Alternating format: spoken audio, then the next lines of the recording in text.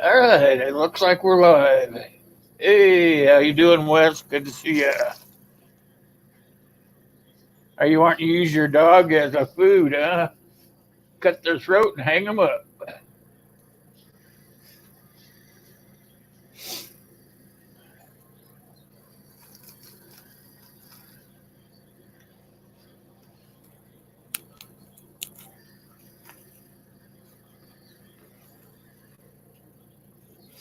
All right, share this out while I'm waiting on some folks to get in here. So, share this out while I'm waiting on some folks to get in here. So, turn the phone down too.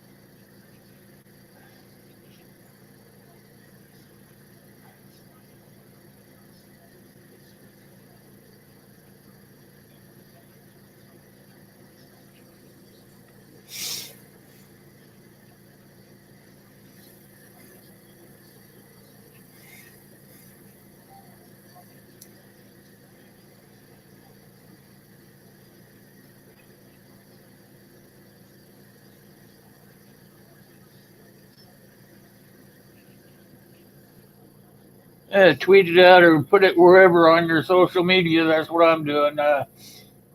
See, we got some other folks coming in. Shooting with Uncle Dan. How you doing? And the old man. Good to see you.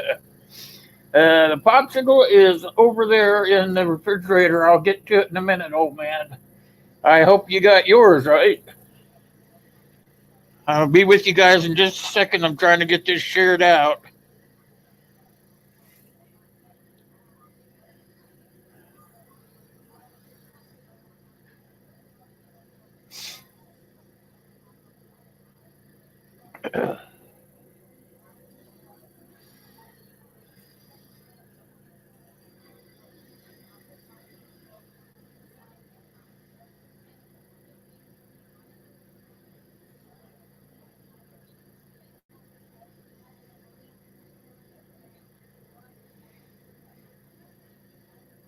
Visit with each other there.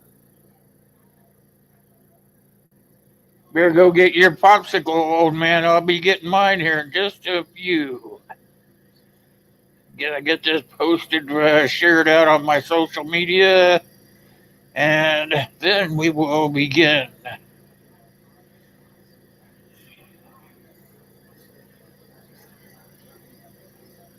Share it in a group. That one, that one, and that one. We go. All right.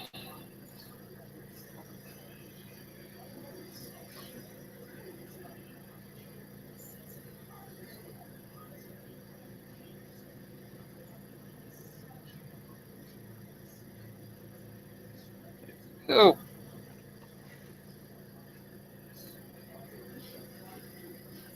Uh, got it.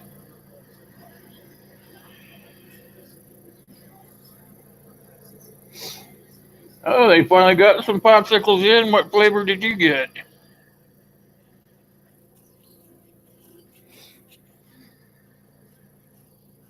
I'm gonna get another page brought up here.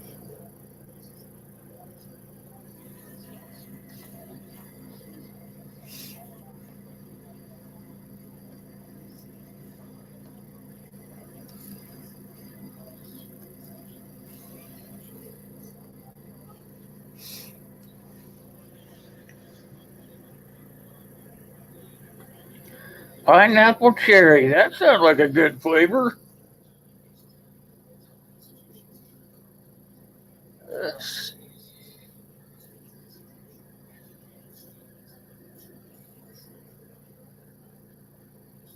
looks like good one there.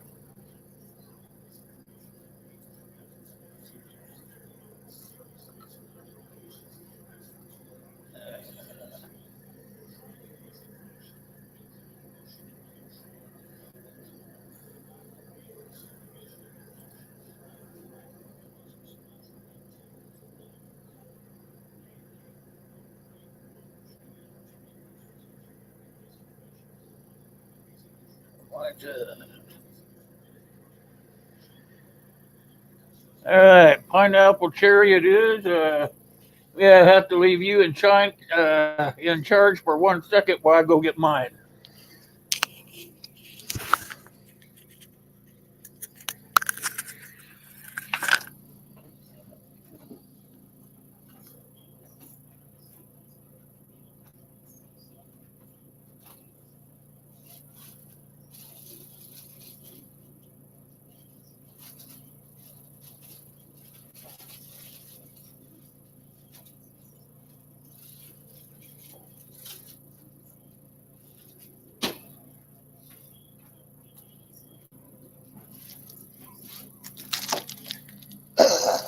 Okay, here we go. I got mine now.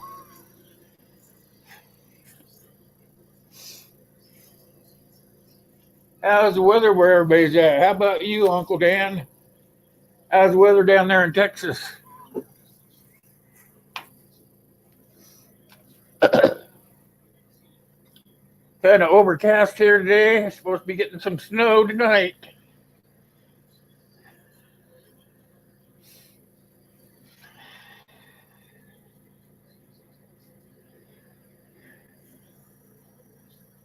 Cold and windy. Yeah, it's kind of windy here too. I see them old trees are blowing around pretty good out there.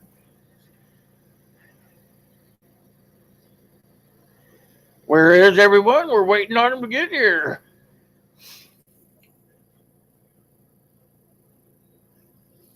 I didn't start it up and let you guys pile in here. I just waited till it was time. You cold and windy down there where you're at too, Wes? You must be close to where Uncle Dan is then. How come you're dissatisfied?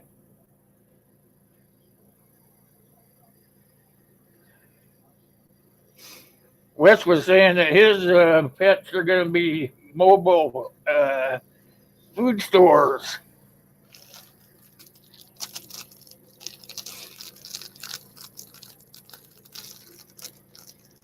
So you're going to tell me that you could go ahead and just cut their throats and hang them up to eat later? Is that what you're going to tell us? I think Mrs. West has to have some thoughts about that. Texas is a very big place, almost like another country all by itself. Hardy Marsh fam, hey, how are you doing? Just getting in? I'm just getting my popsicle all ready to go.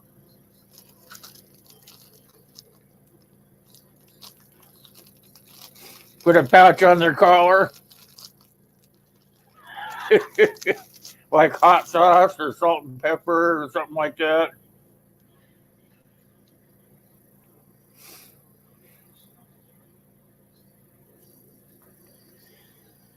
I'm not sure where he's at, Wes.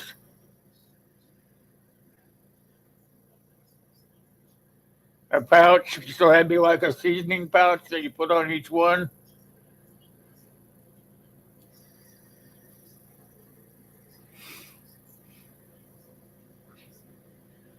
You're in the middle-ish of Texas. He's on the eastern side.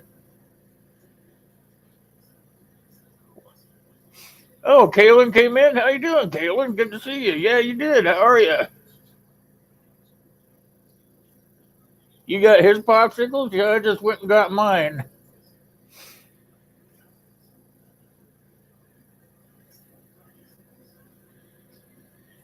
Asian seasonings for the cat. Well, my suggestion is that if you're going to have your pets and it's an SHTF event, you want to try to keep them close to your house. If you're going to let them go outside, make sure that you're putting them on a leash and going with them. Otherwise, they may just end up, like Wes said, in somebody's stew.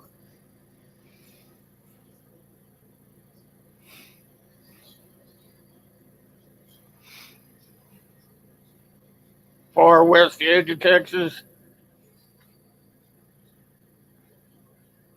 Isn't Texas Texas? It's just wide open no matter where you go. Maybe up towards the north part they have mountains. Is that right? That's sort of how I kind of envision it. I've never really been there.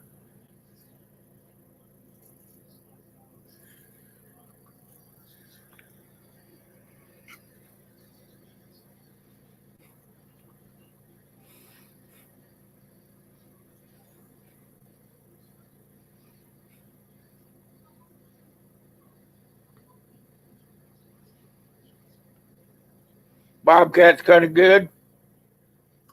Never had a bobcat. Actually, I've shot them, and the one I shot, I had taxidermied, so kind of looks like it's in the hunch, the leap position. I never really ate one though.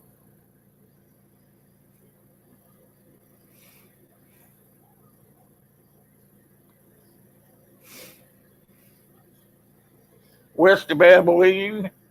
Well, that's all kind of barren, right? Just kind of flat with some sagebrush and stuff. Bobcat. There can't be much meat on a bobcat, I would think.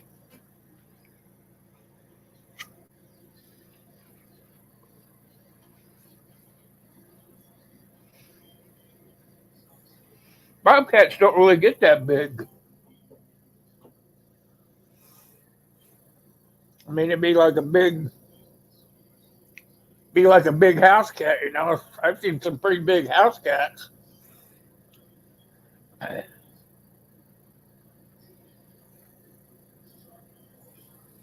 Huntsville. Don't they have a Texas in Huntsville?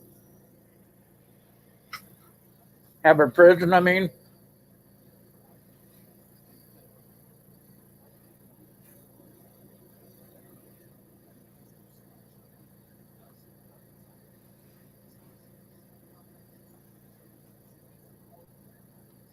I suppose uh, Hardy Market, all things could be considered food, but I would be, uh, I don't know. I don't know. I'd probably have to decide whether I'd want to eat it or not.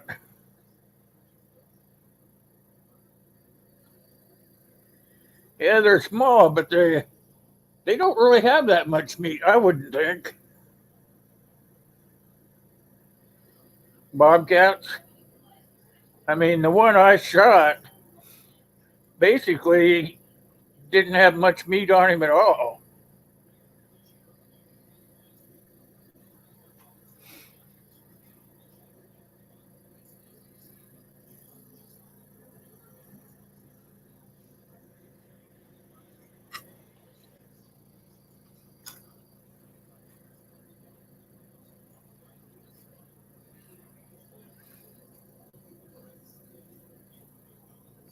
What they do have mountains in Texas, don't they? Small ones, mostly just like a desert there, right?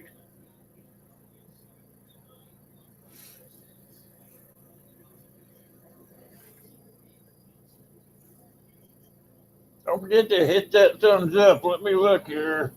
Yeah, thinking you guys need to make sure you're hitting that thumbs up,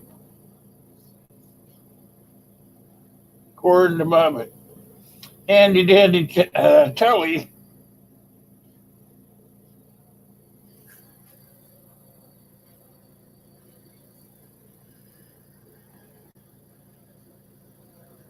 6,000 feet. So what? They do have small mountains there.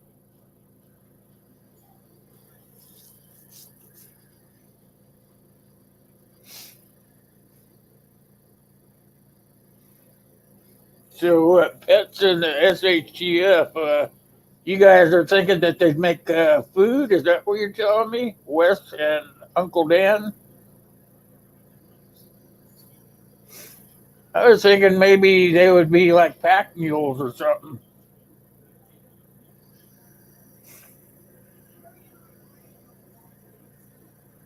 Steep. So the mountains kind of go up like that real fast. They're rocky.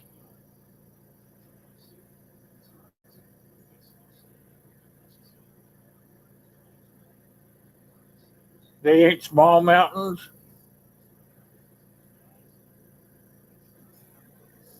So what? They go like 4 or 5 thousand feet up. Then that wouldn't be too small of a mountain if they, but they would go straight up. So are they like buttes or something? Plateaus? I can't remember the right name. I guess.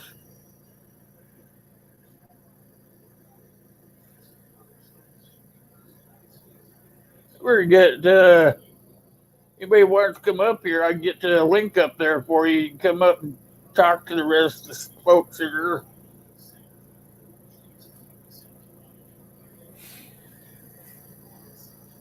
Hey, Tyler.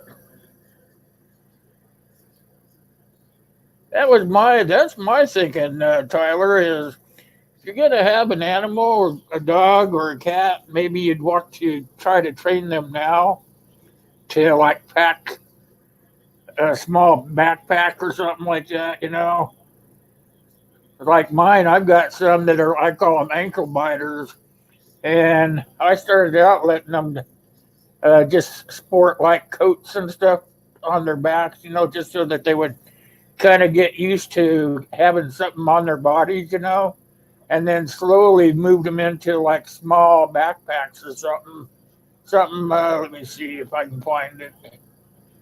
Not that one. Uh, yeah, something like this here. Let me get it up there for you.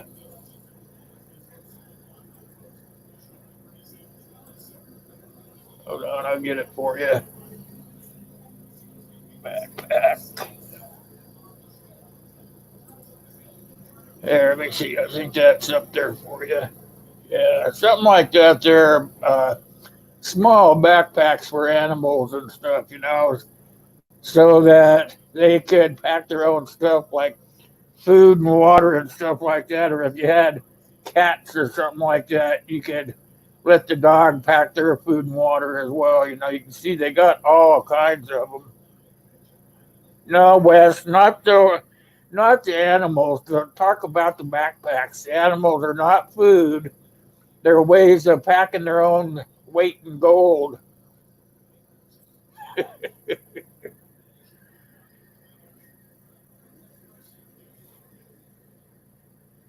So, you know, if you can start them out small, you know, just doing like packing, like at first just wearing like a sweater or a coat, you know, so that they get used to having that article on them. You can slowly move them over to a backpack, let them kind of wear that backpack around empty, you know, so that they're kind of used to just having it on their person. And then slowly start adding weight into it. Or that's sort of how I kind of envision it anyway.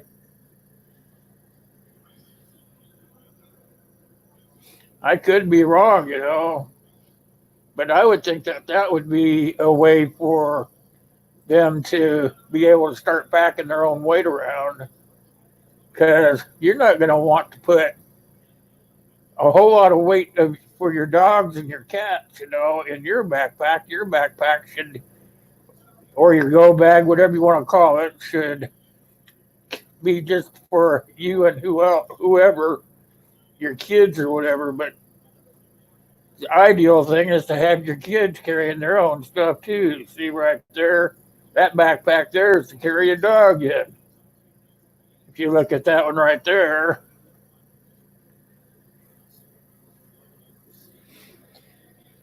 start chasing cars, yeah.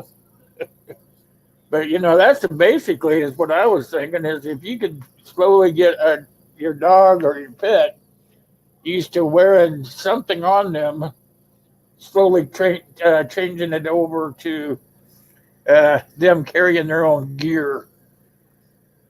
That, and if it's an SHTF event, wouldn't you want to have them? Uh, if you're going to go outside, take your dog with you on a leash. Otherwise, they're going to end up in Wes's freezer.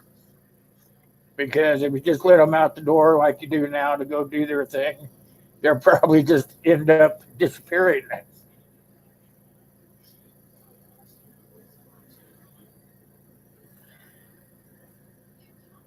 Yeah, I'm starting to. You guys are right. You're all starting to figure it out. Larger dogs are pretty smart, but you can actually get the smaller ones. Like I have two ankle biters. They're not thoroughbreds, but by far they're not stupid either.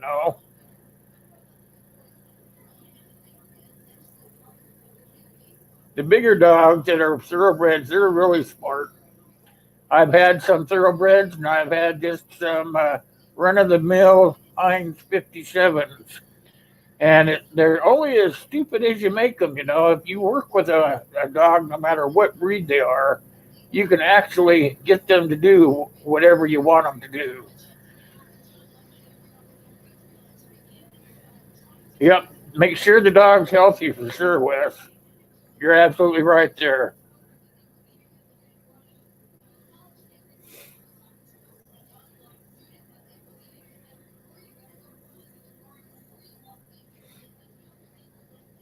See, I'm thinking that I only have small dogs, and if I myself can train them to do these things that they don't really want to do, then anybody can.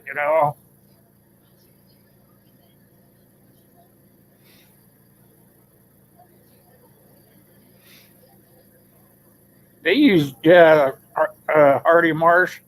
They actually do shoot. Let me look. Service dogs. They don't use just thoroughbreds for service dogs. If you notice that, they use them all kinds of dogs. They don't have to be a thoroughbred or whatever you want to call it.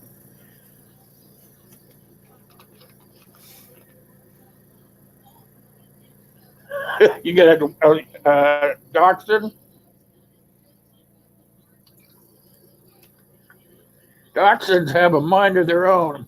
Dachshunds were actually raised to be hunting dogs, but kind of they were supposed to be what hunting moles.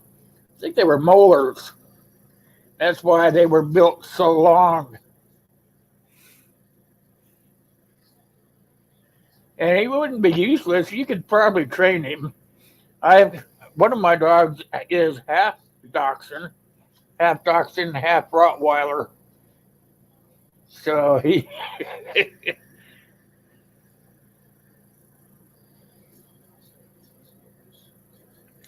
mink. Is that what you think they were raised for? I know they were meant to be hunters for get to go down in holes and stuff.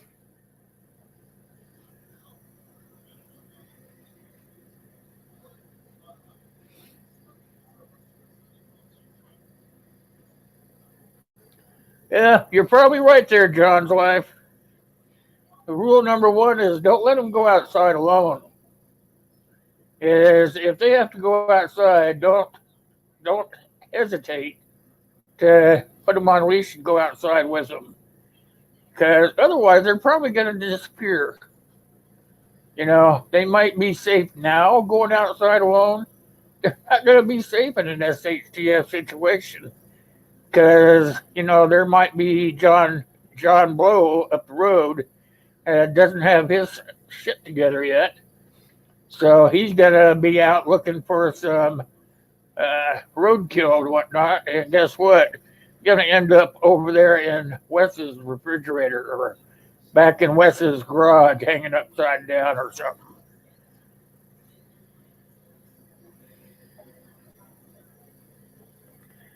Sometimes puppies aren't the best thing to get, Wes. Sometimes going out there and looking for a dog that's maybe a teenager, not quite full grown yet, but maybe a teenager, 10, 10 or so months old, because you can still train him, but he doesn't have all that puppy nonsense in him yet, still.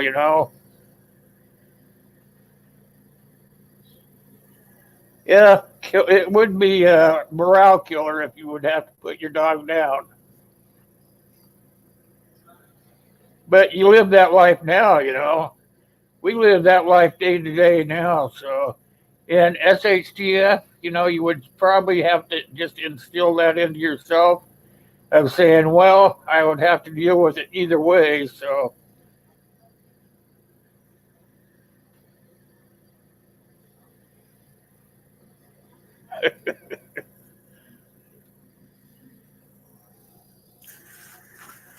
I would go out and look for you a teenager, Wes.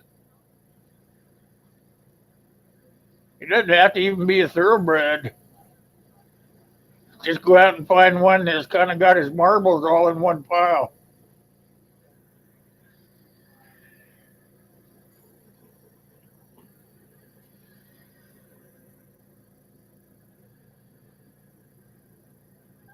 No chasing squirrels.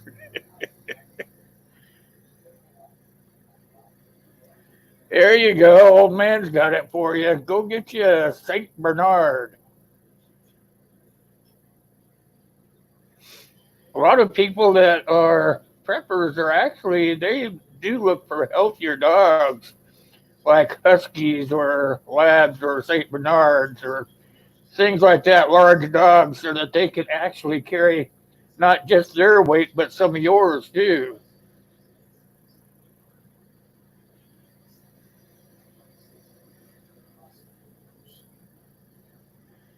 That's not right, Wes. Sometimes it's all in how you train your dog.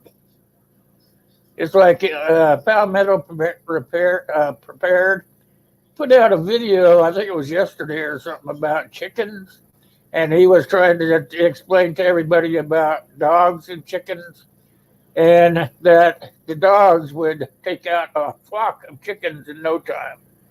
And I tried to, explain to him that once a dog kills a chicken, he's going to kill a chicken the rest of his life, whether he wants to or not. It just gets that blood gets into his system and he can't help himself. It doesn't matter how good a dog it is, it's just going to do it because after it gets that feel for killing and the blood and whatnot, it just can't be helped.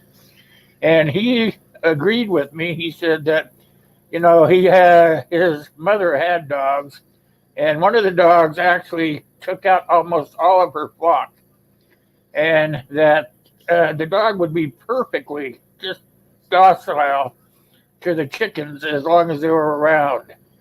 But as soon as they left and the dog was left alone with those chickens, that dog would go out and kill just about every one of them. So, dogs are not dumb. They're going to be good for you as long as you're around. And the moment you turn your back, they're going to go ahead and kill again. So, if that's the case, and I told him this in our discussion, is if you got a dog that kills your chickens and you're going to raise chickens, just well put a bullet in that dog's head because that dog is going to do it no matter what.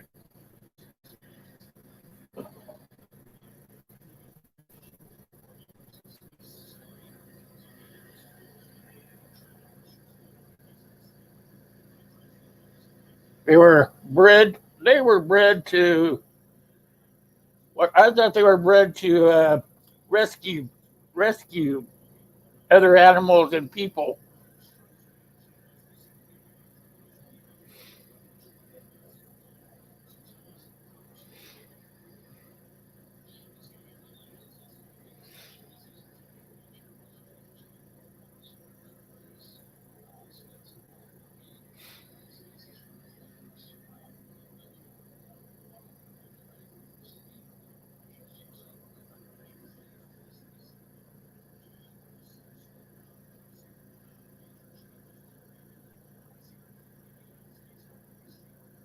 Self sufficient. Yeah, exactly.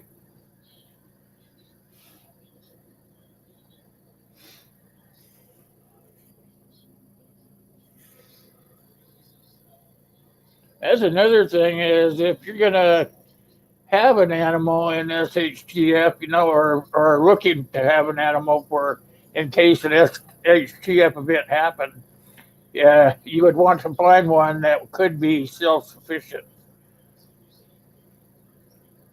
Like for me, I didn't have a choice. I just had to go with it because uh, of the women in my house and the kid.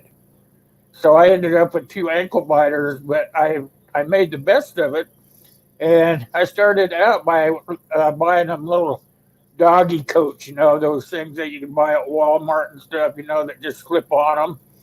And they couldn't understand what I was up to. I said, well, if we can teach them to wear these coats, we can actually teach them to wear a backpack where they can carry food and water and stuff. And they told me that I would never get it done. But you know what? I did it. They wore those coats. They got used to those coats being worn. And I went out and I bought them little dog backpacks. And I started just letting them wear those around because then they just thought they were wearing their coats and stuff. And then slowly I started slipping like dog biscuits and bottles of water into the sides of them and stuff, and making them walk around with them on there, just walking around with them, or taking them down to the dog park and letting them run with these backpacks on that had like dog biscuits and water bottles on them. And slowly but surely they, at first they fought it. Dogs rejected it's part of a change. And at first they fought it, but as time went on, they just slowly started going to the dog park and running and chasing the ball and bringing it back and doing all the stuff that they were supposed to be doing. Only thing is, they're wearing these little backpack things that had water bottles and dog biscuits on them. So you can teach a dog to do stuff like that.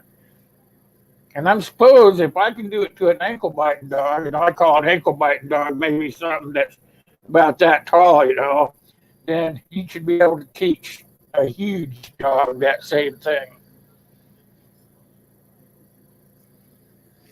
Like my one dog is half dachshund and half. Uh, I just told you guys I can't think of it. But the other dog is half husky, and I don't know what the other half is. But he is just a small dog as well, and he can pack around twice as much as the other one.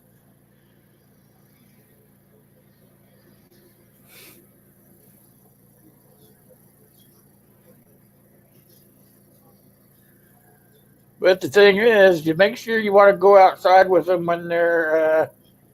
You don't want them to go outside alone during an SHTF situation, just in case, because you're going to end up not having that dog, or if you don't care about it, I guess let the dog out and it'll just disappear. You'll have to go over to Wes's house to get it back.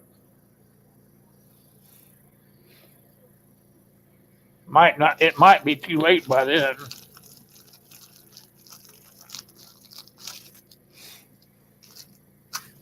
Have any of you guys tried to teach your dogs how to pack stuff around yet?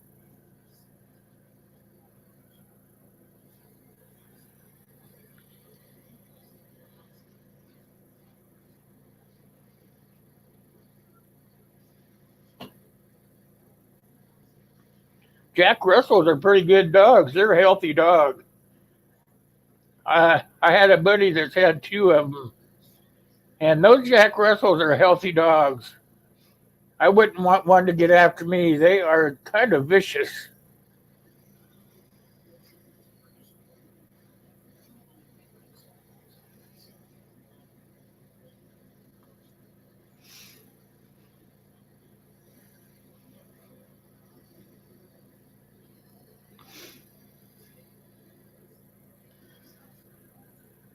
I've heard of people taking their dogs deer hunting with them and shooting the deer, and the dog will actually drag it back.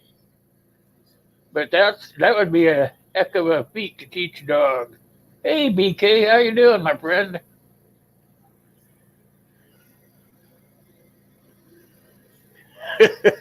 You got a defensive cat? She won't let anybody in the RV.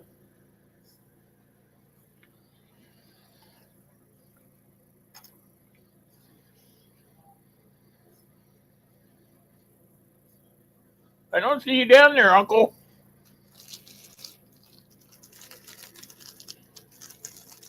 There you go. I see you now. Hold on a second. Getting my popsicle out of the thing here.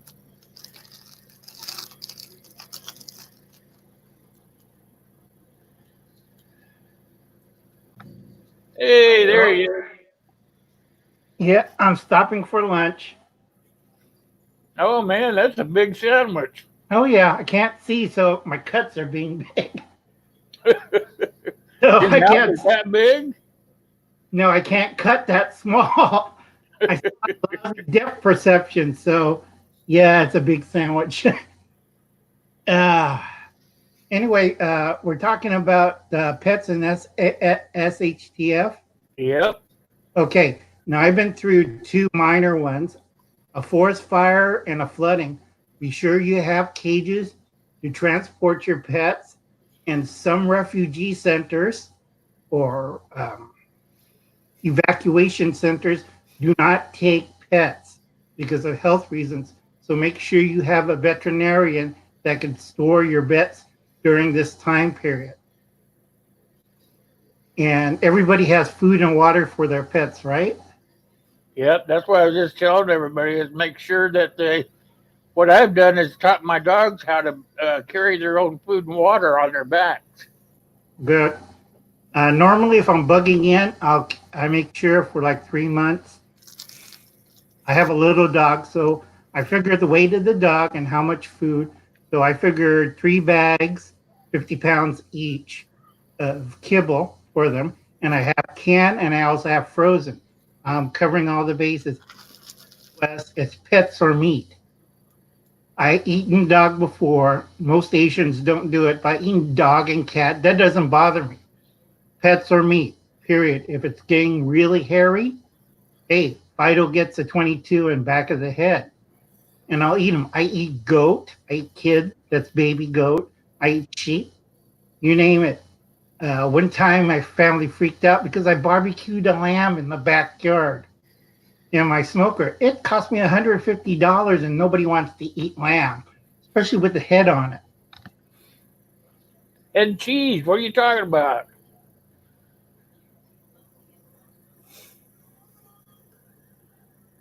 I can't see. Sorry.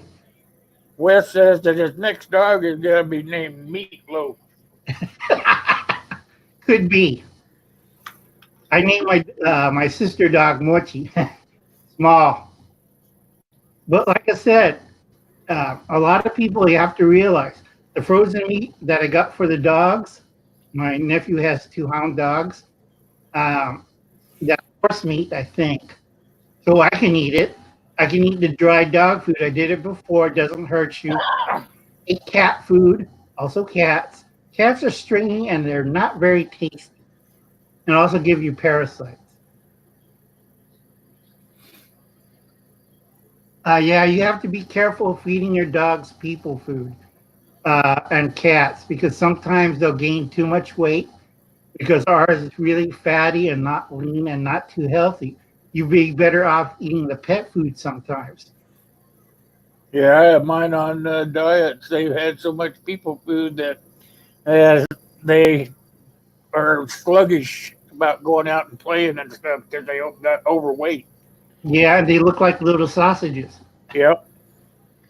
So we've cut down all the people food and just give them their kibbles, and now they're starting to trim back down.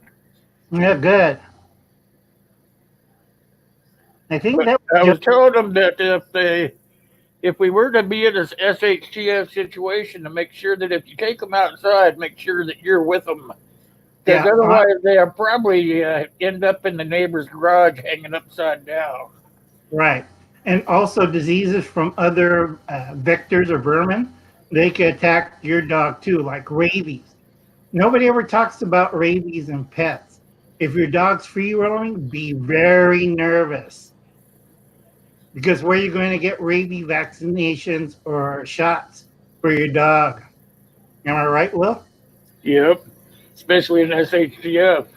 Yeah. Remember what happened to Old Yeller? Make sure that if that's another reason why you should be with them outside, so they're not getting into anything that you don't want them to. Right. Let's see what else. Uh, You got your cages, you got your supplies for food. Don't forget water. Pets need water a lot. I got a picture of the cages. Wait a second. I get it up there in just a second.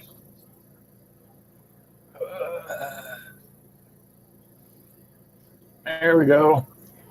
Different ways that you can pack your dog around in a SHTF situation. They have several ideas there. I have a crate for my dogs, but these are for smaller dogs here. And cats too. If you look all the way over here where my uh, cursor is, this dog has got a backpack on that's a kennel for even a smaller animal. I would suppose that would be for like a cat or something like that. Yep. But they make them. There's a Yeah. lunch bucket for a dog for you, Wes, right there. You just put the dog in the lunch bucket. Don't do that. Hi, Dave. I think Southern Ohio Prepper came in. Hey, Dave, how you doing? But make sure you have a cat carrier or a cat cage big enough so they, if you do have to go to a kennel or a rescue center or evacuation center, they're in there and not roaming around because you don't want to see what they're cooking over in the next stall. Yeah. Yeah, you don't want to see that. But these are all good ideas. Just make sure you don't overburden the pet. Remember Hubble's cat with that 100-pound bag flat on the ground? Yeah. Okay. You're feeding the kid, Dave? I think he's feeding the cat. The cat? Yeah. Make sure you feed that cat good because in SHTF, that might be your next meal. Yeah, feed him one of Uncle Alan's sandwiches.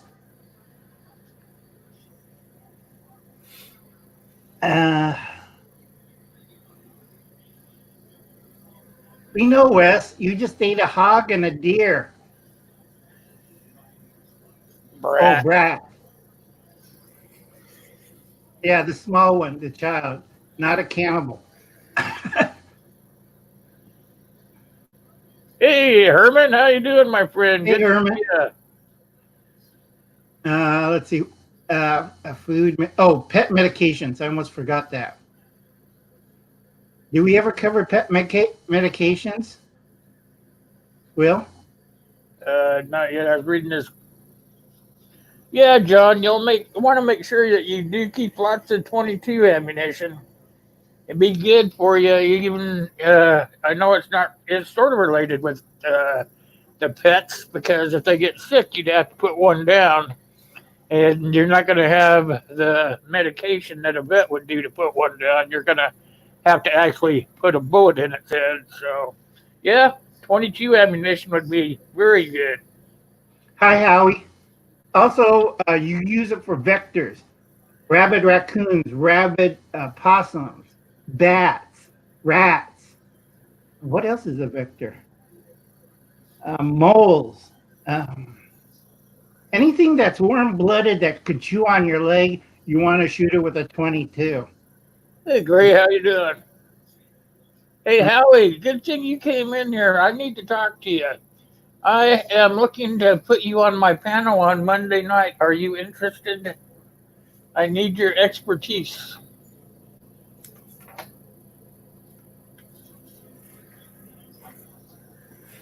Let me know. The topic is going to be garden pests. The two-legged kind or the little creepy crawler? The creepy crawlers, garden pests, infestation for the home gardens. I would like to have you on the panel for that. No, I got to pass it. Well, next Monday I got my I'm babysitting again. I got my little ones around me. Super, Howie, I would need you to go ahead and go in my About page and send me an email with your email address so I can get the link to you. I'll send it to you on Monday night about 7 o'clock my time. Hi, Sue. Hey, Susie, how are you doing? How's the weather?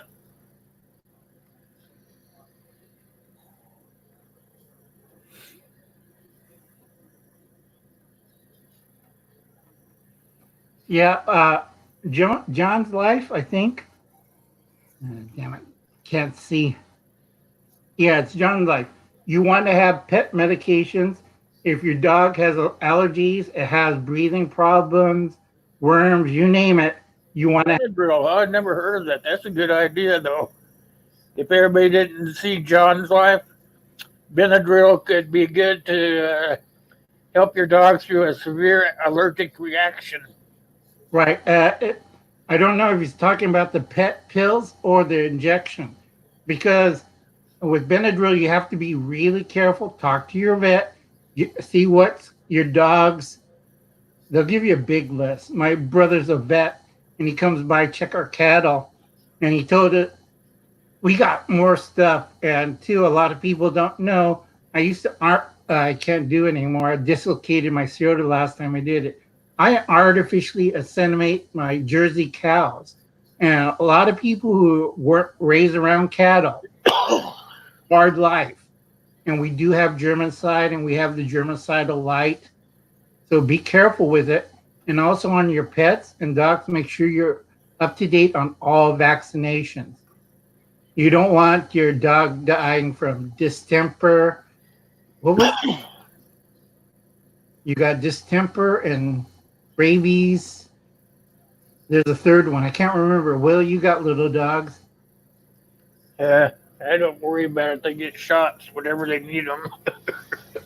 But be careful. Make sure your vaccination is up to chart and you have a record with them. Hey, Blood Axe, how you doing? Go Hi, ahead. Bud. Need to get over there and subscribe up to Blood Axe. He is a channel known to everybody already, so he just needs to get some subscription updates there.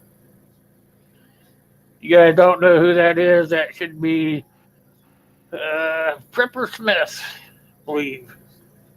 Yep. Good channel. Oh, this is not with the pets on the pets on the disaster thing. Please check your subscribers. A lot of people that I talk to, bigger channels, they YouTube's at it again. They've been knocking off people left to right on the bigger channels. Will, do you have any losses? I only lost 2 so far. I haven't lost anybody. Okay, keep checking because they're doing it again. Because I don't worry about it anymore because whatever I lose, I get back. Yeah, that's good because I always double check. And with you people who are smaller channels, double check. One channel I talked to, he had just reached 3,000. Next day, it's back to 2. That's pretty rough, isn't it, Will? Yeah. If you had 3,000 subscribers and you're back to 2, that's horrible. Oh, did we talk about small animals and smaller pets like birds? Birds, goldfish, rodents. You can still eat them all, but make sure you have food and water for them because a lot of people have cats and birds and fishy, like Dr. Fish. Did we cover that one? Not sure. Hey, Trent. Hey, Trent. I know Chipper has ponds. He has goldfish and koi. Reason why old Japan had koi, you had a water source and you had a food source. I was going to say, koi would be a good food source for SHTF. Oh, yeah, they get pretty big. So does goldfish. You ever seen one in the wild? I guess it'd be eating something like carp or something like that. So you'd have to steam it or whatever. Yeah, a lot of little bones. Got to spit it out. That's why I have 2 steamers in my kitchen. A lot of people don't eat fish like I do. Like I said, I know how to prep, cook, and preserve my game or fish. and I use a gill net. I'm not supposed to, but if necessary, I will use it. Good job there, Howie, because if you guys are watching the news that coronavirus is supposed to be headed this way. So if there's any way you can store up on some food and stuff, make sure you're doing that. I Yeah, don't like talking about it, but if it's getting this close to home, we need to spread the word. yeah, we're not going to get clobbered. Mike Will says, I don't like to talk about it either. Go see Hubble's cat. He's a hospital administrator. He knows what he's talking about. I'm talking about the economics. If we have a shutdown, let's say for 3 to 6 months, it'll be probably 3 months because me and Hubbles are talking about waves. We're peaking at the first wave. Second wave, it probably in March or April. That's the big one. Everybody be scared. I read books like Earth Abides. That's an old one. And also I seen the old TV show, uh, Survivors. It's a really good one. They all deal with the flu epidemic and what happens. And the biggest thing we have to worry is lack of just in time, not prepping, but just in time deliveries. Yep. No truck drivers, no warehouse, no grocery store. You see what happened to Italy, right, Will? Yep. All the stores within 24 hours were empty.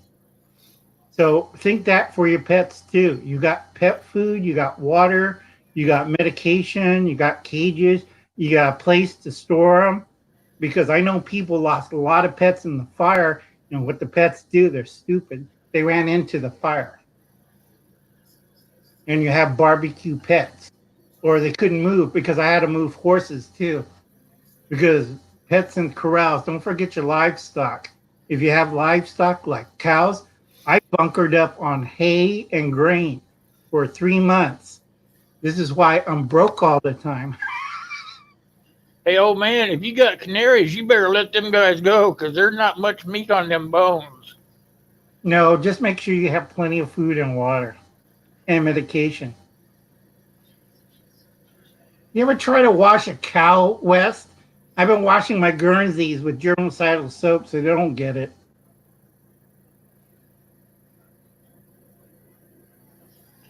That's right, right there, Wes. That's all you have to do. Yep, perfect. Yeah. Okay, my times and rotors is about it. So I'll catch you later, Will. All right, thanks for coming up. Yeah, it's a good discussion. Everybody should talk about what they do with their pets. And don't do it like Old Yeller, you know. All right, catch you later, folks.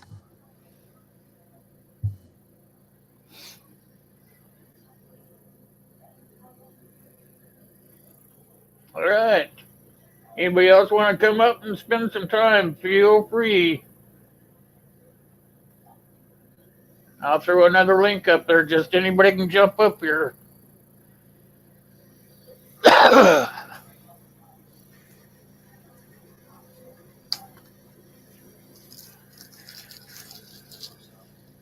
many folks have their dogs trained out there in the side chat? How many people are starting to train their dogs to help them take care of an SHTF situation? Or have even thought about it?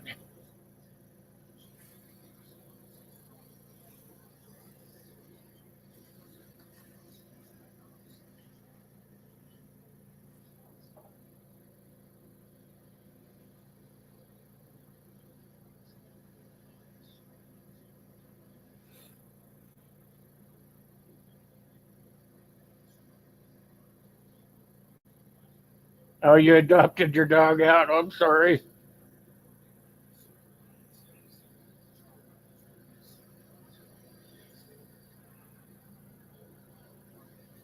Anybody get yourself prepared? You should be getting your pets prepared as well. Make sure you have plenty of food and water for them. And it would be a good thing if you could train them to carry their weight. Hey, how you doing, Howie? And it would be a good thing if you could train them We're good. to carry their weight. Hey, how you doing, Howie? Okay. And it would be a good thing if Oh, I better go out and mute it. I'll be right back. All right. Hey, how you doing,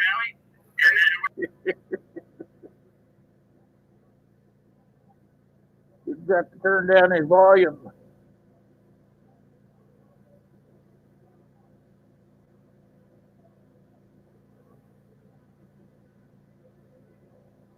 Oh, I hear you. You do pretty much have to have a home to have an animal. There, Sorry how's about that? that. Now there's no. There you go. I sure loaded up today and yesterday. I watched Hoople do it.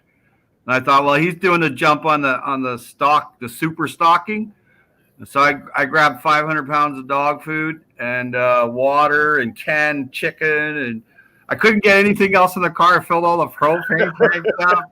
I did that yesterday. I did it today, and I'm going to do it again tomorrow, and then I'm done. I'm prepped anyway. I mean, Yeah, but I might have visitors, right? I watched. I was watching TV today, and I was watching the local news, and I get more out of local news than I do that worldwide stuff by far. Oh yeah. And they had some lady come on there, and all she said was, make sure that you are washing your hands all the time, that you're not going out in big crowds, and that you are just got your house supplied with plenty of food for at least 3 months.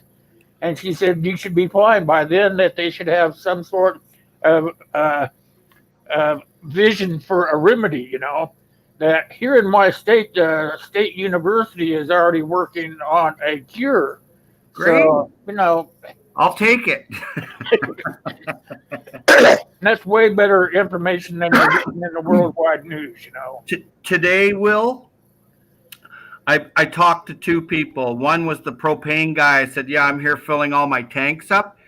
And he goes, oh, is it the pandemic? And I'm like, yeah.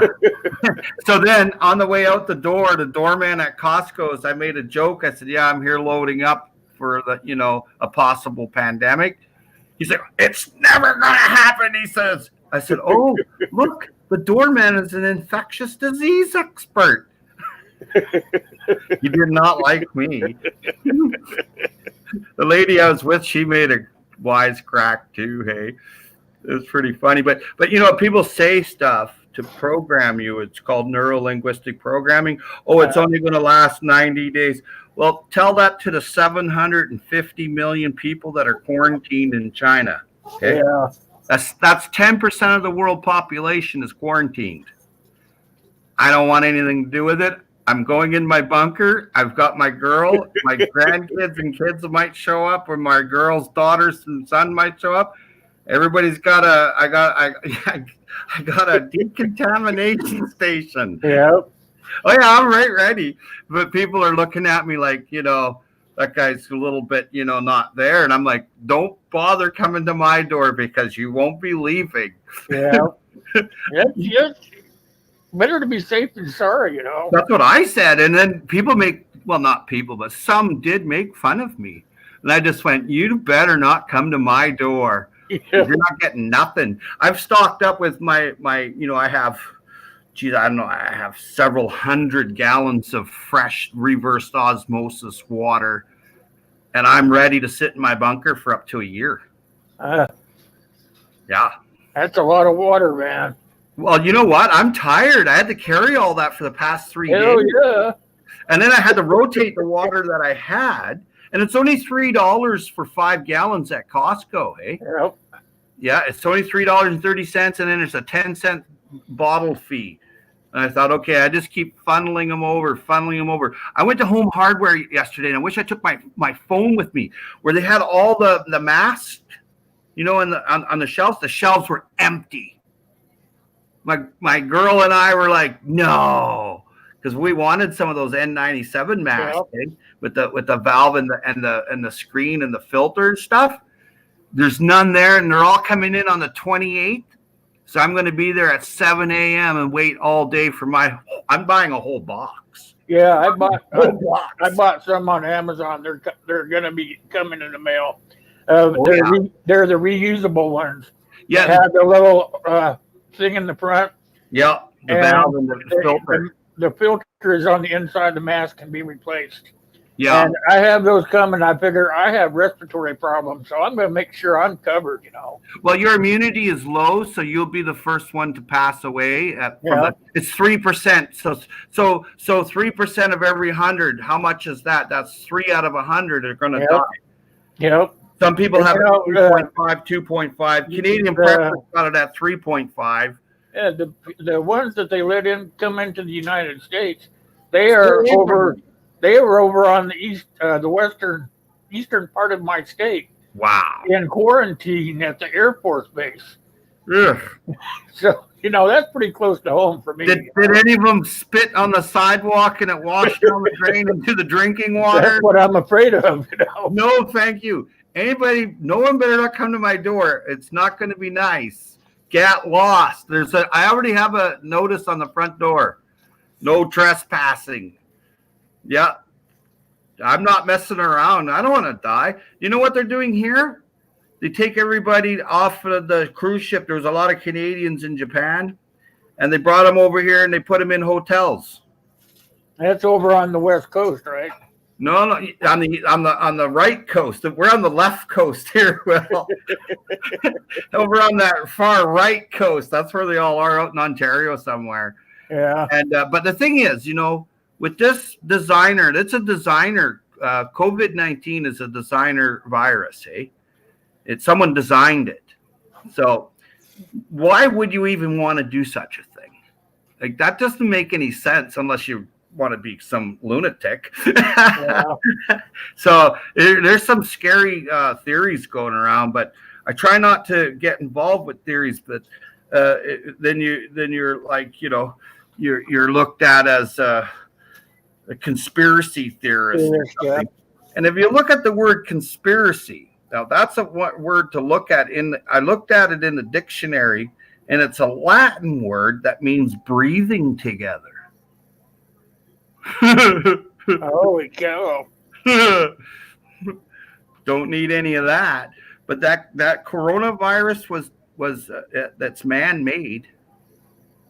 That I found out for sure. That's a definite, without hearsay and stuff like that. Originated in China. Well, it came from there, but who brought it there? Yeah, that's true. Oh yeah, it's a designer virus. It was designed in a lab, and as a matter of fact, I've found out through some people that people hold patents on it. And I thought, what the heck are people? Are you crazy? Put that in the furnace and burn that stuff. Yeah, that could be like I don't want to start the conspiracy theorist either, but that could be like a chemical weapon, Well, it's a biological weapon. Biological, yeah. Yeah, but because the people with the low immunity will die first. Like, if you've got a compromised immune system, you're the most likely to die of complications. It really isn't the virus that kills you. Hoople puts out on some pretty good stuff on that. Yeah, he does. I've been paying attention. Oh, yeah, I love that guy. But a lot of people put out good stuff on it, but some are just out there. They're just nose pickers, I call them. But don't put your finger in there too far. I'm serious, man. Like the doorman there, he was the infectious disease, expert, and he's the doorman. I told him in no unmistakable manner. Yeah, okay there, doorman. But you know what? The big thing is, stay away from people. And that's what they're saying. Stay away from large crowds. Yep. Well, don't use the public washroom. Don't go to the takeout restaurant, mall. Don't be handling money. Someone pays the money, tell them put it in a bag and put it over there in that can, and then throw something on top of the can so no one can see it. But don't be taking money. Use your plastic card. Wear your mask. Wear your goggles. Wear your gloves. If you got to go out, because it is starting already. $1 trillion yesterday was lost on the stock exchange in the Western world. Hey. Oh yeah. That's every day. How long do you think that can sustain? When I went to Costco today, it was a madhouse. It was insanity. Everybody had shopping carts loaded. So Get your stuff while you. Yeah, nobody wants to talk about it, but everybody's preparing. Well, I should have brought my video camera for the Home Depot yesterday. And then when you see the evidence, like people are going and buying out all the masks, then Yeah. it might clue in that, maybe I should be careful too. That's all we're saying here. We're not saying to run out and be an insane, narcissistic, sociopathic psycho going, I'm the only guy in the universe and I want everything. Try to be calm and carry on like Gil there. Gil's pretty good at that. Keep calm and carry on. But, careful never hurt nobody. Stupid does, eh? Yeah. Oh, yeah. Oh, yeah. And it's no good to try to convince people. You're wasting your time.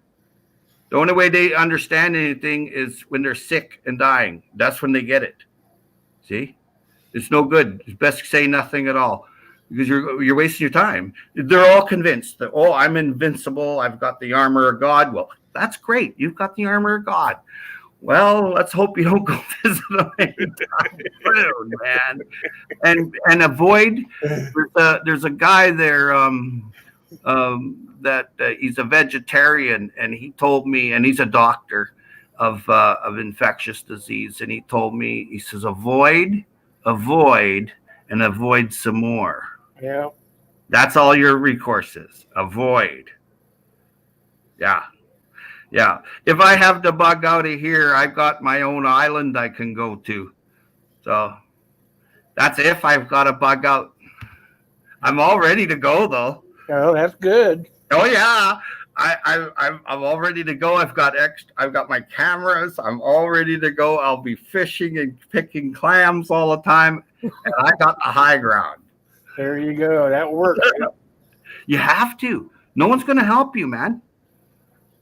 Help yourself. I'm not going to believe you either, Going up a tree is probably your best protection in the city. If people are sick, just get up in the tree. Don't come down.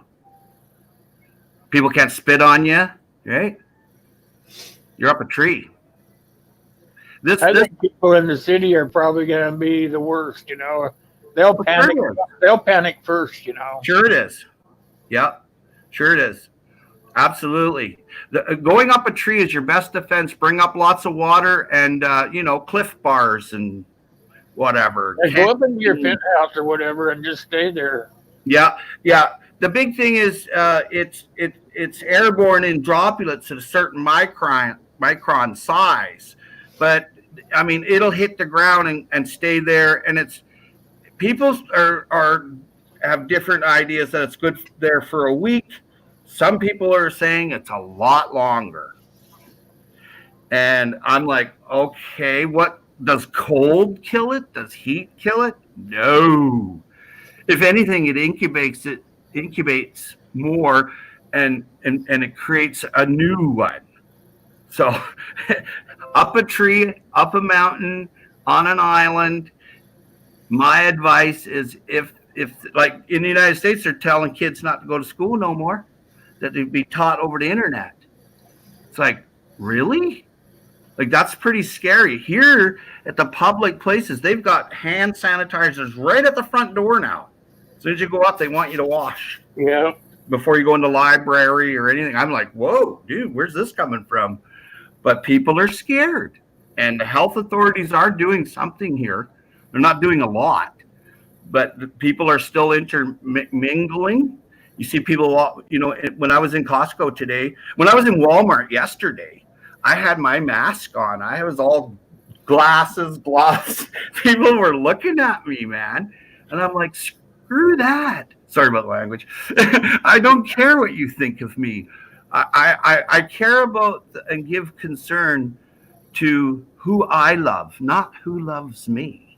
Yeah. Well, I was at the doctor's office last week, and everybody in there had those masks on. Everybody. I mean, even the people in reception area, they all had a mask on, so that the people that were coming in to check in for their appointments weren't breathing on them, Exactly. My friend went to the cardiologist, and she wore her mask. Absolutely. You don't know. If it's on the surface for 7+ days, I mean, how many people sat in that cardiology yesterday, the day before? I'm sure they're not going by and spraying down and with Lysol. Hey, have you seen the new Lysol cans? It says right on there that it kills coronavirus. I can't believe that. I looked at it. Okay, I'll take some of that. I just loaded up the shopping cart in Walmart yesterday. I didn't care. I just threw them all in there. It's like, okay, those are mine. So what I began to do is I sprayed a doorknob twice a day, like, and my mailbox too, right? Yeah, Because I got to go in there and get the mail, right? sure. Yeah. So what I'm going to do is I'm going to quarantine my mail for 2 weeks. As it comes in, it'll be inside. I'll wear a glove. I'll put it inside a Ziploc bag and put it in a secure box and leave it there for 2 weeks before I answer it. Yeah, each and every day is like that. So I'm going to have 14 days, of mail each day. So open the one out of quarantine. 14 days into it, all the way back, and then you'll start coming forward. You always have 14 days. You'll be saying, what are you going to do? There goes my electricity. Yeah, what are you going to do? Careful never hurt nobody. Stupid does. Don't panic. Keep calm, carry on, and watch Hooples. Yeah, see what you believe in, you know.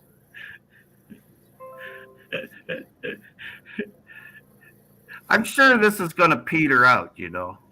Yeah, That's my feeling. It's just going to peter out because everybody's going to be, masked. They'll find a cure for it, and then everybody will be overstocked with all the masks and stuff.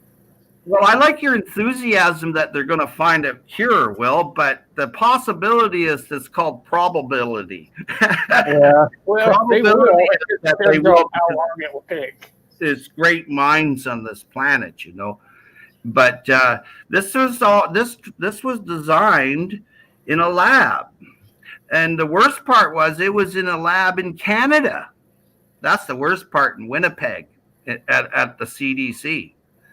This is being told to me from the horse's mouth. Yep. And then people with rich corporations own those type of germs. I'm not interested. I don't want anything to do with it. Yuck. Stinks. Yeah. Yeah. I had to shave my beard off so my mask goes on better. Yeah, I noticed that you did a little trim job there. I had to. I'm going to shave again today to make sure my new N97 mask on the 28th fits to my face properly.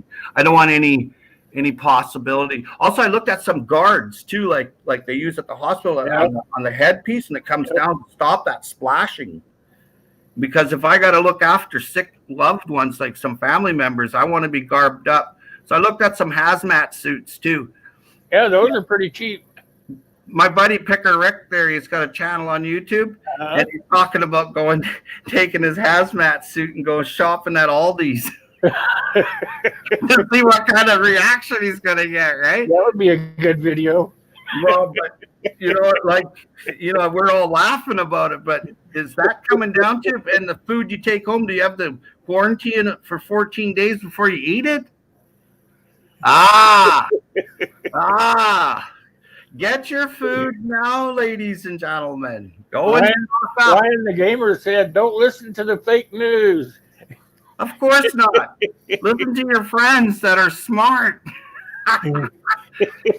Hey, I put an antenna on my Wi-Fi. Well, I didn't. Someone else did it for me, but I now can do it a live show out of my bunker.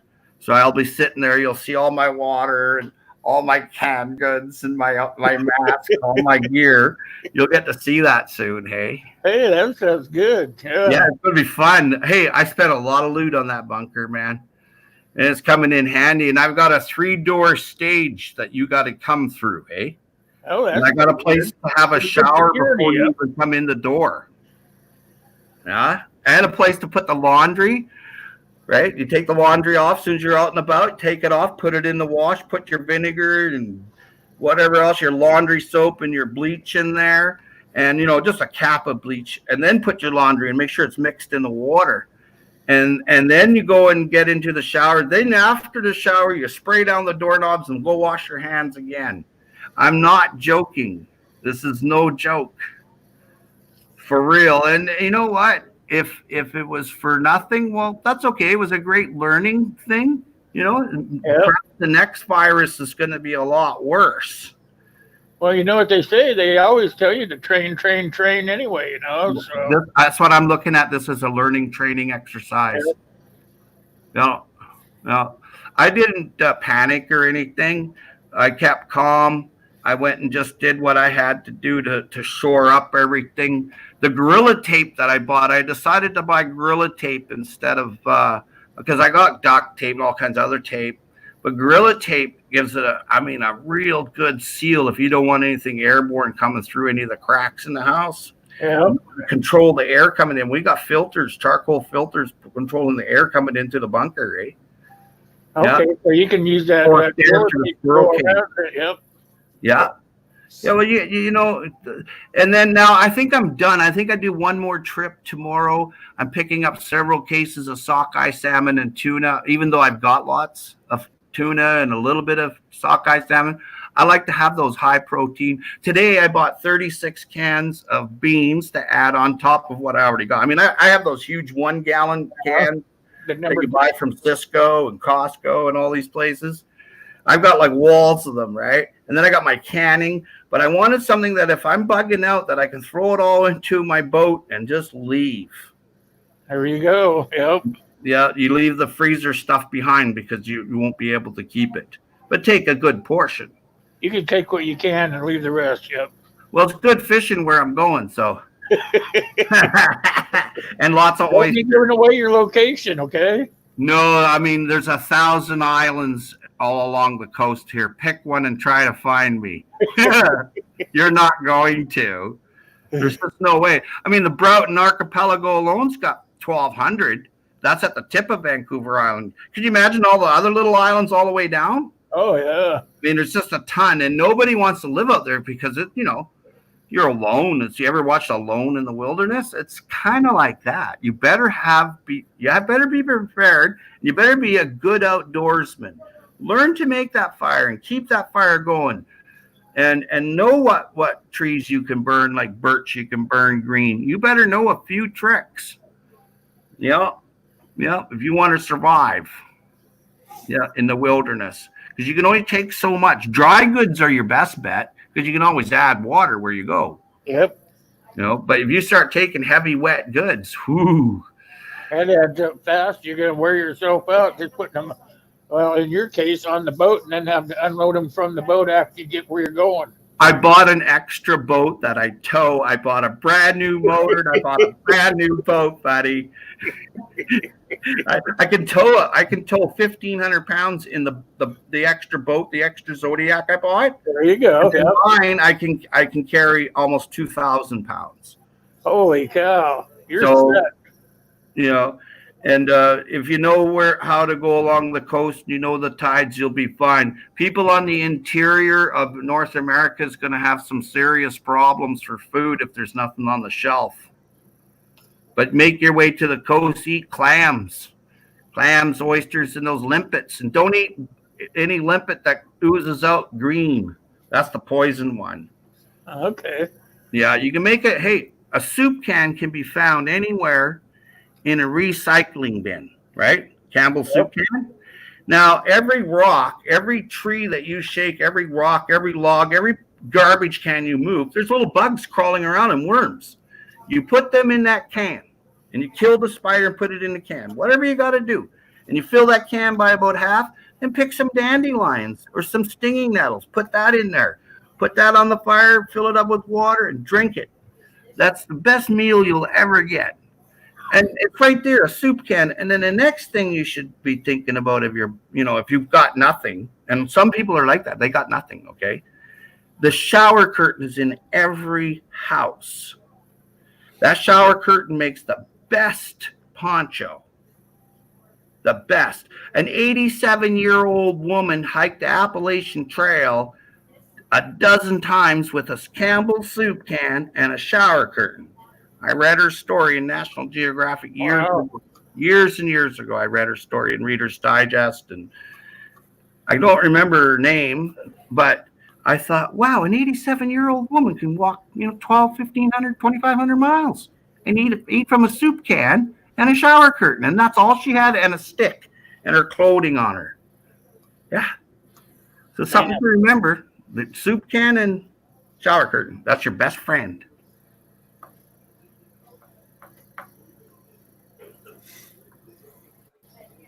All right, look what I got in the mail.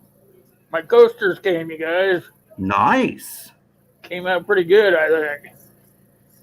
So if anybody wants one, just send me a self-stamped addressed envelope. I'll send some out to you, a couple. Nice.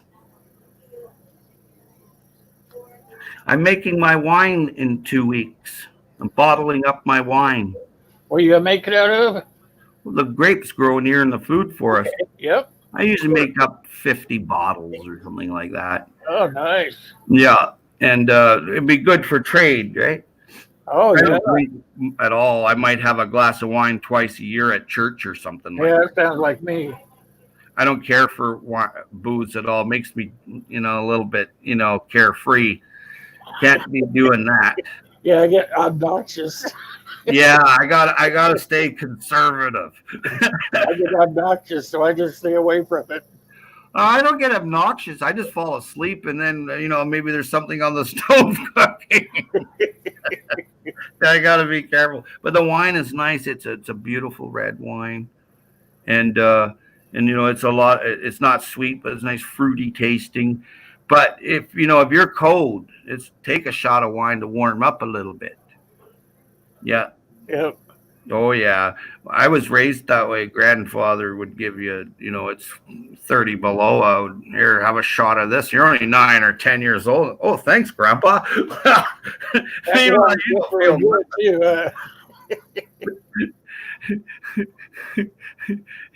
My granddad was a pretty cool guy. Yeah.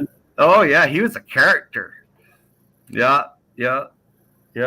Jim Langford, I want to say you're correct there. He's telling us that abandoned homes will have all kinds of water. Just drain out the hot water tanks. Yeah. Ryan there said a pretty funny thing. Make sure your boat don't sink with your food. I'd be learning how to scuba dive. Well, I've got the wetsuit and I've got all the flippers and mask and snorkel and the whole 9 yards. I can do that too. Yep. Oh yeah, I've got all the climbing gear. I can rappel off any bridge or mountain. I've got my own harness. I've got my air traffic control device. I got my ascenders. I can climb up on a rope. I might be an old man, but I can still get out there and help myself. There you go. If you gotta do something, it's gotta be for yourself, Yeah, lots of these preppers talk about guns. Well, in Canada, we're only allowed to have a long gun. We're not allowed to have these other fancy doohickeys.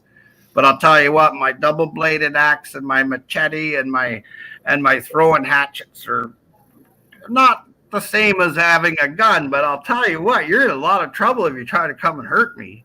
You got to come in through that bunker door 3 times. 3 times, yeah. You got to go 3 doors to open. Well, which one am I waiting for you at? Yep, I was going to say, which one are you going to be in peril at? Well, it's nice to have a bunker. It's nice to have a home. We have our home here. But you know what? It's nice to be able to get going and get out of here if people are crazy. All right, Woodax, you have a great afternoon, my friend. Thanks for coming by. I'll see you next time. So Monday we're doing what? Give me the lowdown there. It'll be a panel like we always do on Mondays. Yeah.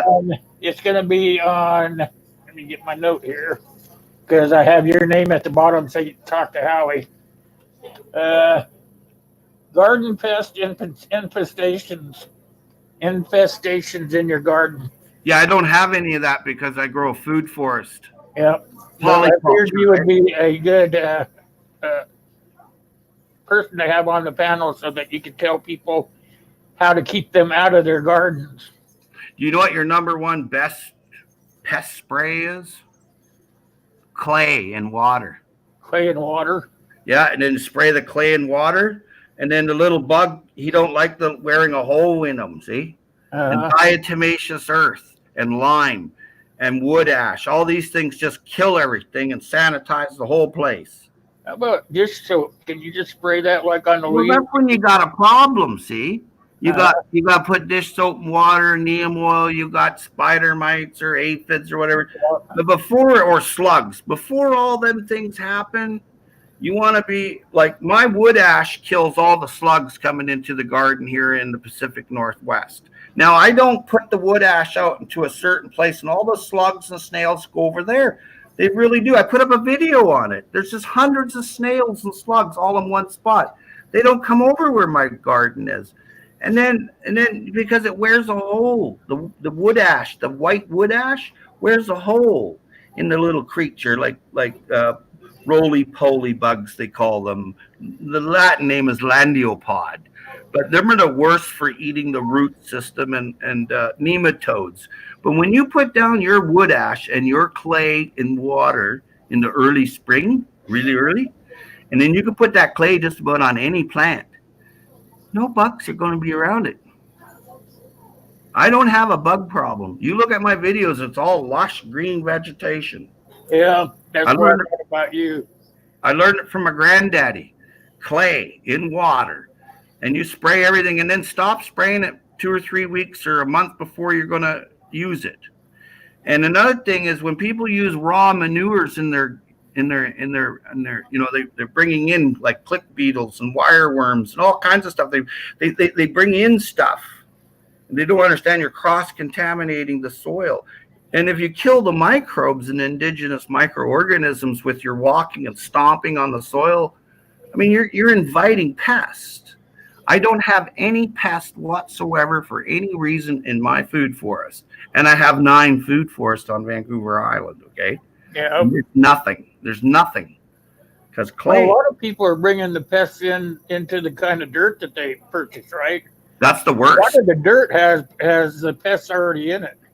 Well, yeah, they put it in there, and those pests just sort of start thriving.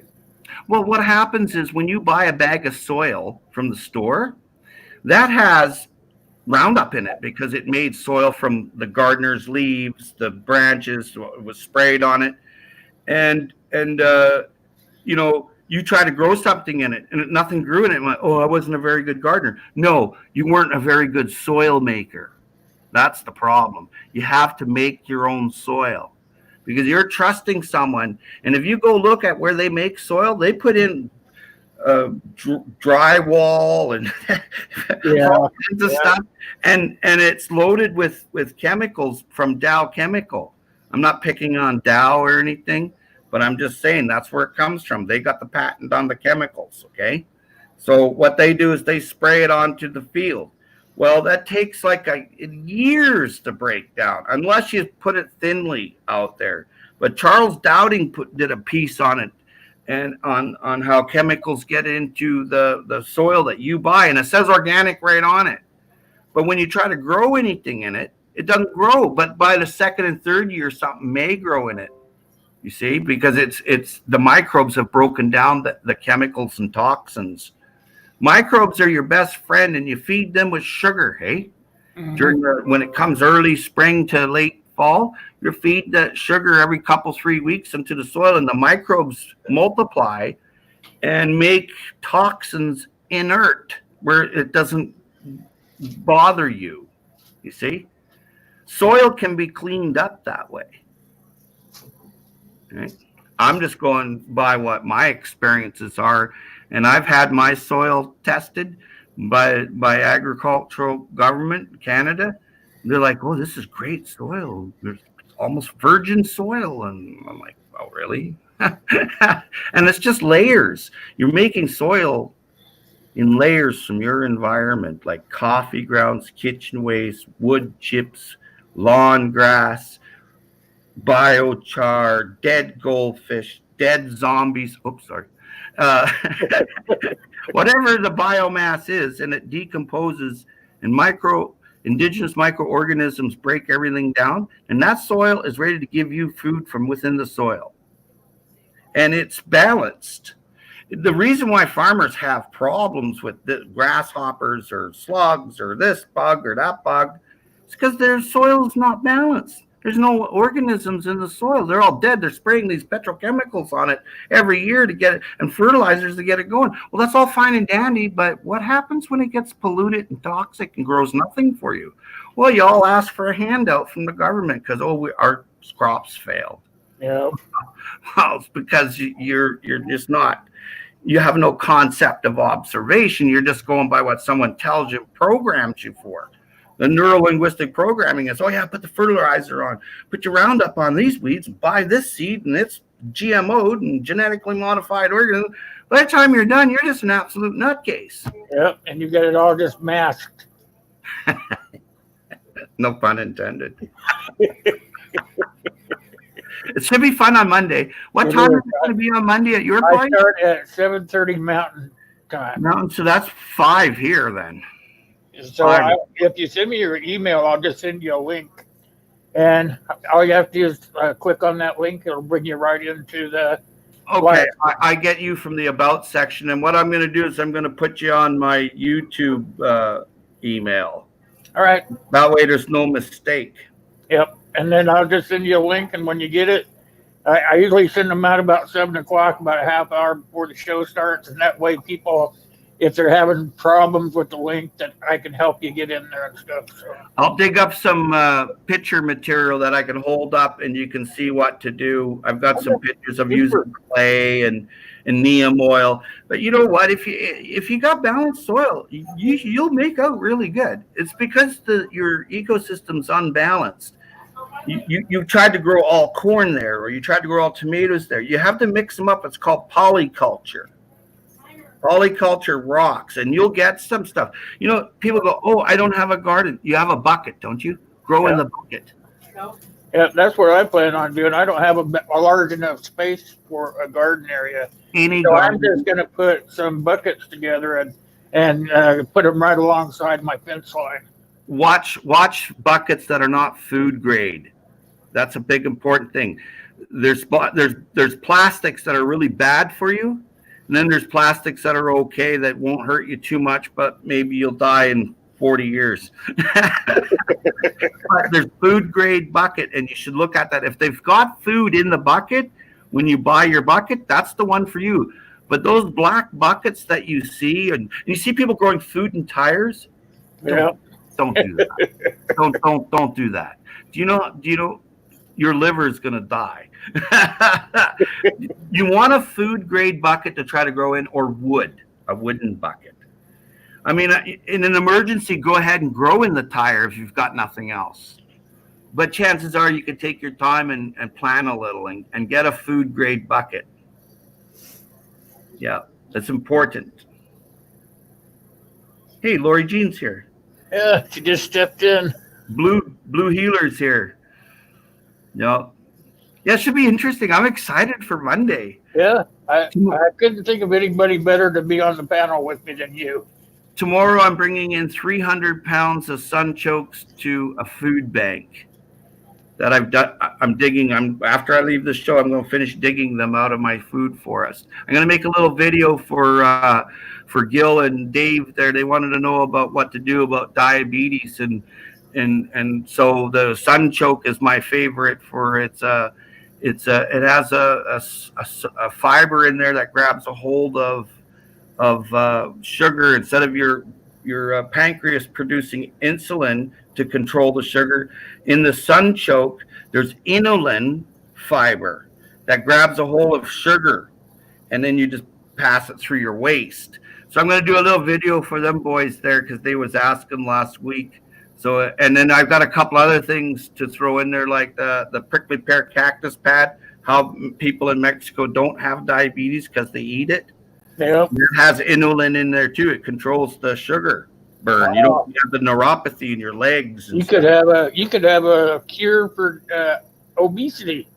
Well, it's not a cure, but it's definitely a remedy. At the doctor, there's no cure at the doctor anymore. The cure from the doctor office was penicillin, and 100 years ago. Yeah. Everything else is just to give you a pill for cover up. Yeah.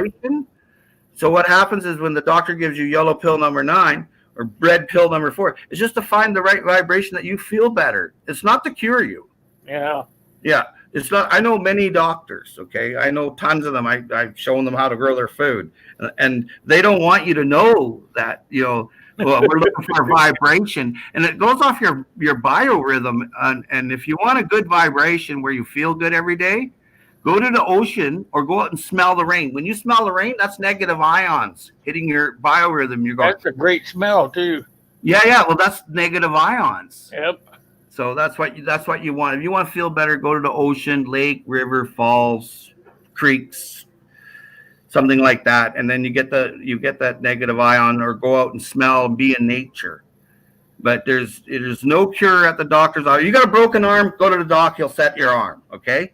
If you need a heart, pacer put in, that's great. But he's not curing you. He's just not curing the broken arm. He's just setting it so you can use it for a while until you're 70, and then all of a sudden, the arthritis is there. Yeah. Something to think about. Yeah. Red Dawn says that she has a subscriber that sells her sunchokes. Yeah. She eats them raw, and her dogs love them.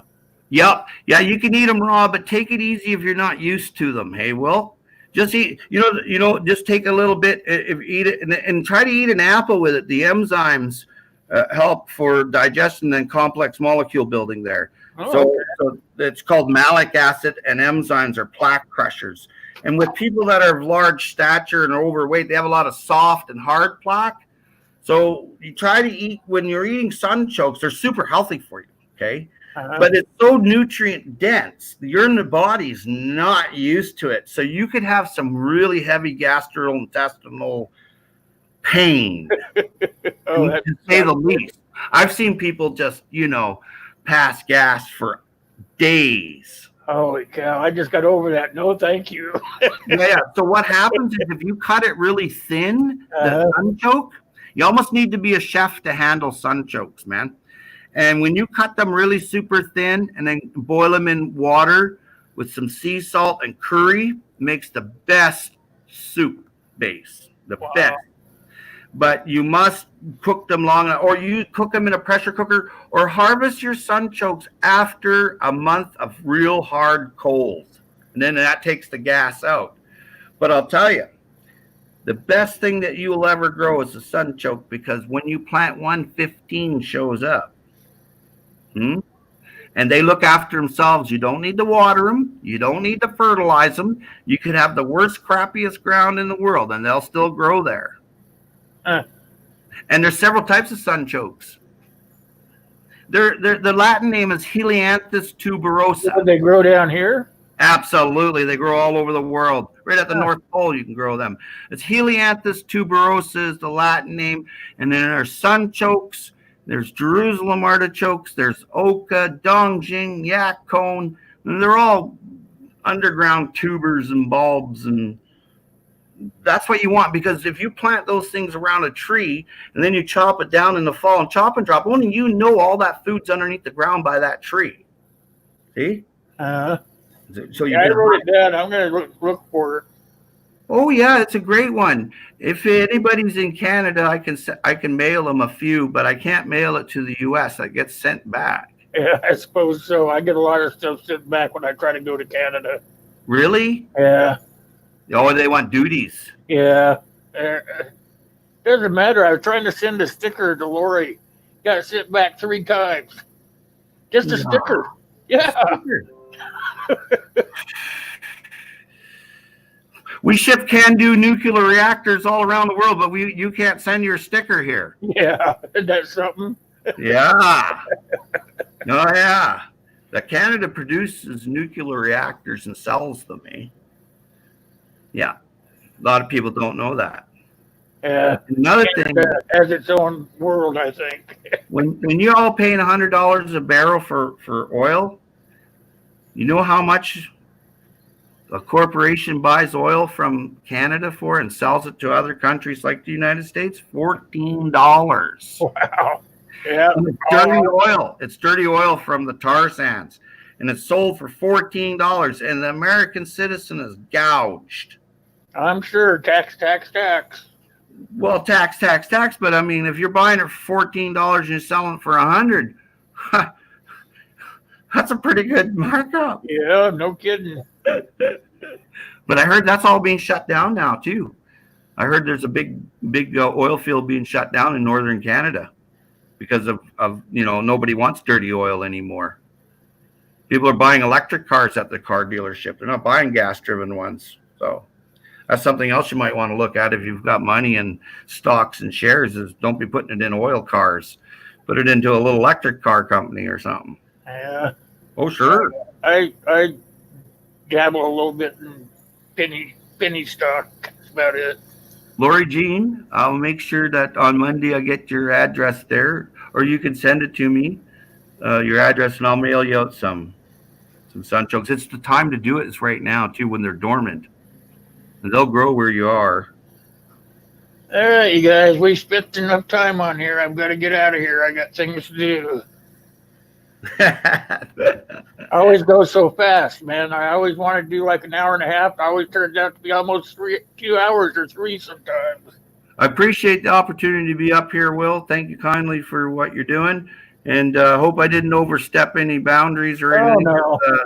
I just speak my mind, and I try not to cuss or blame anybody for anything. I read a few words sneak out once in a while. Well, you have a good day, everybody. All the best. Yep. Thanks, Howie. Peace out. All right, you guys, that is it for me for today. I always get off track, but that's okay because we always talk about good stuff. So let's see. Today's Wednesday, Friday. I'll be back at 1 o'clock as well. And we'll have a new topic for you guys. So until then, remember, if you want one of the new coasters that I just had made, they came out pretty good. Pretty hardy cardboard stuff. So if you want one, just send me a self-addressed stamped envelope. I'll send one back to you. Until then, thanks for having me today, and I'll see you next time.